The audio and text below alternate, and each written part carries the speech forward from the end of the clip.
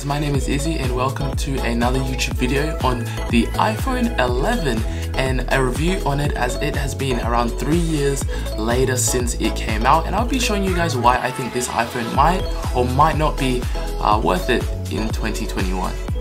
So going through these specs as we have here, I got a list of these specs and how just the iPhone 11 performs today in 2021 with just doing your basic stuff like messaging, calling, watching YouTube videos, or just playing games on your phone. iPhone 11 does come in a 64 or 120 gigabyte version, so out of the two, I think there is 256 gigabytes if I'm correct. If I'm wrong, don't count on me that I might be wrong about a 256 gigabyte version. I think the size is pretty good, and when it comes to the weight, it's not too heavy and not too light, so it kind of sits in the middle, which is really nice. So when you're holding it, just putting it into your pocket, it's not going to feel like a brick in your pocket.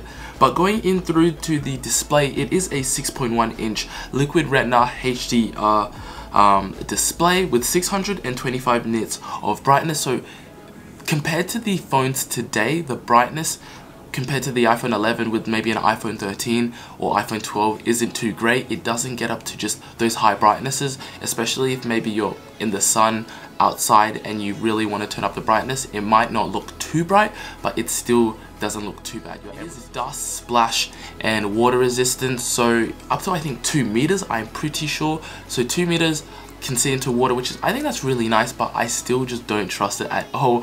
I can never ever just, oh yeah, let me take my phone with me in the water when I'm swimming to record a video like that. Just, I still don't have that trust. If you guys know what I mean, tell me in the comments if you kind of like the same way about using your phone underwater or just recording like underwater videos.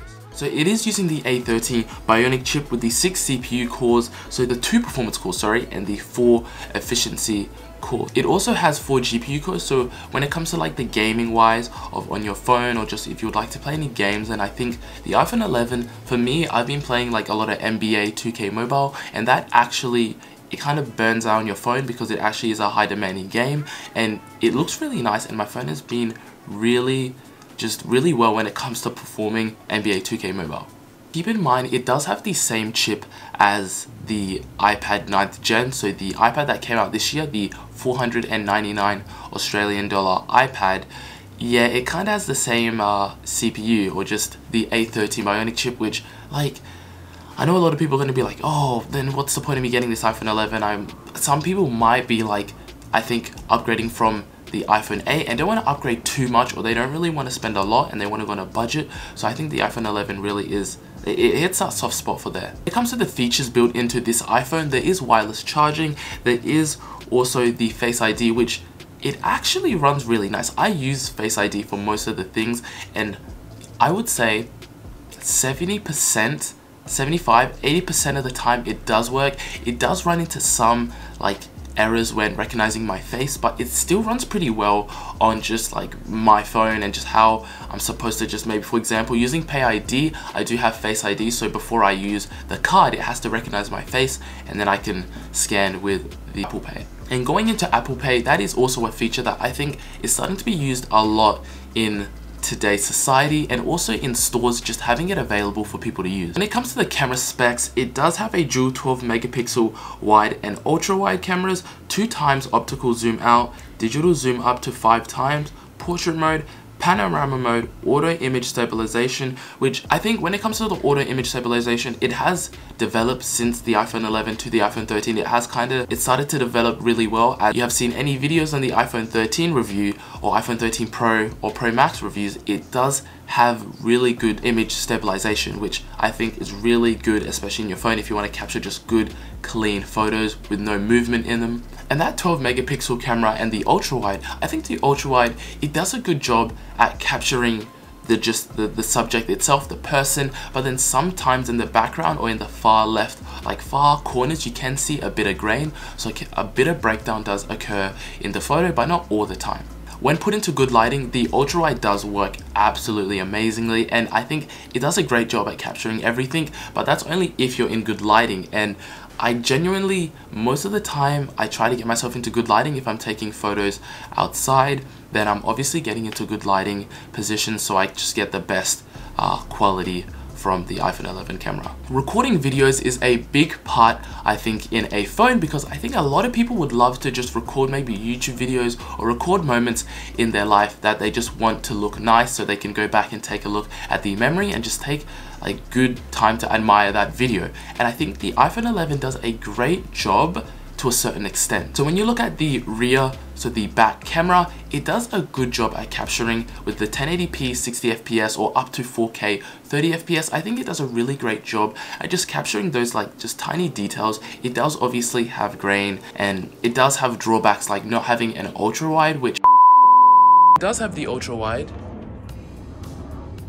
As you guys can see, like, I thought it didn't have the ultra wide. I don't know why. Like, it also does have like the slow-mo, which goes up to I think 240 fps, so 240 fps, and the slow-mo, it works pretty well. I don't know a lot of people who use slow-mo. Some people might want to use it, but I don't really know a lot of people who use slow-mo on the iPhone. But yeah, I think recording is a big thing, and especially with a lot of people starting to get into making videos on YouTube or TikTok and just Snapchat, Instagram, stuff like that, I think having a good camera that can record good quality videos is really important in a phone today. Through the colors, it does come in a white, red, purple, yellow, pastel green, and black. So my sister has an iPhone 11, 128GB, white iPhone 11, and it does get smudges a lot. That's one thing to keep in mind if you're getting the iPhone 11, or you just think about it.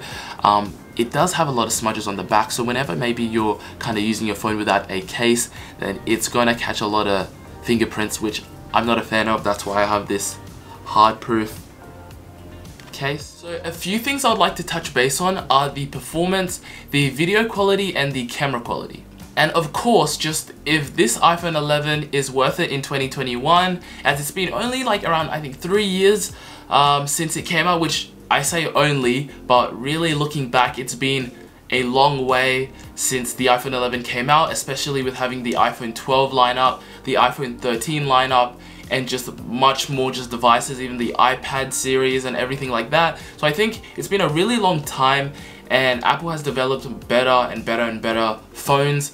Today, like, we have the iPhone 13 Pro Max with the cinematic mode, incredible battery life, the 120Hz display. So I think Apple has done a good job with developing their phones, but looking back at the iPhone 11, I see it as a phone that's really hard to say it's worth it in 2021. We have different consumers, different people who want different things. So we have the people who maybe are upgrading but don't want to spend too much money. So the iPhone 11 is definitely the, I think, key spot, because it's around, I think, 699 Australian dollars, and I think it's the key spot for consumer who would like to just upgrade but not spend too much money, if you guys understand or just know what I mean. Looking at the iPhone 11, it performs really well throughout the day. The battery life is okay, depending on just how much time you're going to be spending on it and what you're going to be doing. The iPhone 11 for me, it runs pretty well, and I think it lasts like pretty much throughout the whole day. I don't really use it too much except for maybe making videos on TikTok, checking emails and social media, or just maybe watching videos on YouTube. If I was to consider the iPhone 11 worth it in 2021, I would say yes, but specifically to the people who are on a very, very, very tight budget.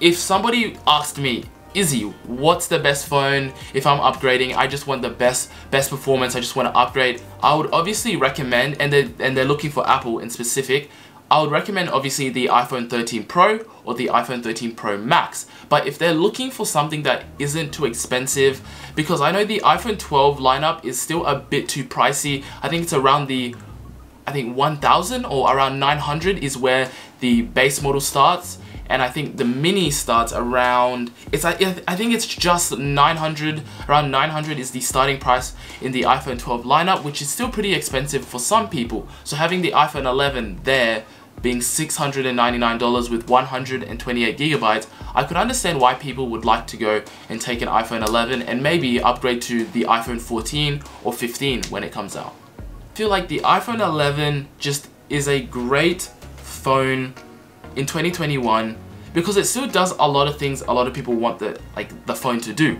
It still takes photos pretty well, video recordings pretty well, just going through the UI, going through YouTube, Netflix, gaming, if anybody does game on their iPhone, I think it does the best things. It does it right. For me personally, it does everything I would like it to do. So that comes to recording TikToks, which I do a lot. If you haven't followed me, tpzizzymore on TikTok. But going through the review, I personally love this phone because it just hits the sweet spot.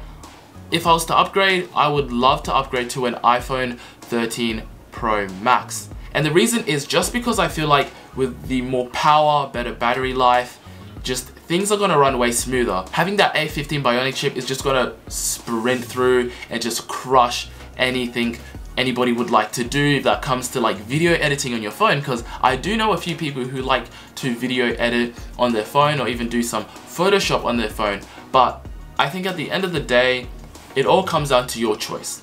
I've given my opinion about what I think getting the iPhone 11 in 2021 and if it's worth your money, but it all comes down to your choice. And if you really want to buy an iPhone 11 or upgrade all the way to the iPhone 13 Pro Max, I think there we might wrap it up. But if you guys did enjoy today's video, please hit the like. If you do enjoy my content, then feel free to subscribe. That would be really appreciated. If you haven't checked out my other social medias, TikTok, where we have over 100k followers, I'd like to thank you guys again for 100k. I really do appreciate it. And we have our Instagram, our Twitter, and even our Discord, where you can come stop by, say hi to me. Also, there is some like chats where you can add in PC deals, so if anybody is looking for any good quality PCs just for a good price, then definitely head over to my Discord. And guys, I will catch you in my next video. See you.